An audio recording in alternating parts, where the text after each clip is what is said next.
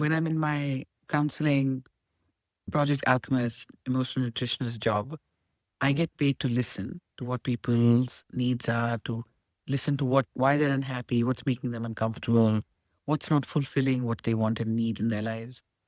When I've been on as an actor, as well as a writer director, a lot of my life has been spent listening, watching people's cues, looking at their body language, looking at how they process, how do you see thoughts moving and emotions through moving through their bodies. That's what you do as an artist. And then you replay that, or you find a way to express certain feelings and emotions.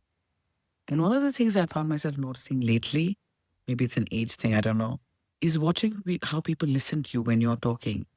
And I've noticed, and we know this a lot, that a lot of people just listen so that they can start speaking and they're not really interested in what you're saying.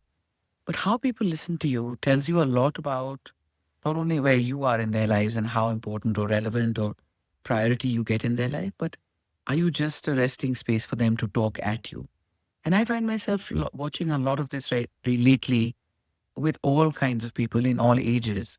And it's not particularly gender specific or age specific. Like, you know how we think as we get older, we tend to lecture. And we're always like, I knew that way back then in 2015, this happened to me. I don't mean it in that way. But you really start to pay attention to when you're talking to someone. How do they listen to you? And do you feel held? Do you feel met? Do you feel understood when you're talking to someone? And how much energy of yourself are you giving when you're talking to somebody? And how much energy are you giving when you're listening to people with your full attention span and your heart completely open and with your full attention? Attention is a currency. That's really the point of this conversation. Is that attention is a currency. So it's someone giving you the same amount of attention and currency that you are giving them, and vice versa. And where could you give more if that's a thing for you? And where could you receive more? And also to really be aware who is speaking in the same currency as you do, and who is listening to you in the same currency as you do, and who is giving you the same amount of attention. This may sound trite, but from an emotional nutrition point of view, this is why people seek out therapists, they seek out counselors, they go talk to their friends when they've had a bad day, right? Because we want that attention, we want that need to be met.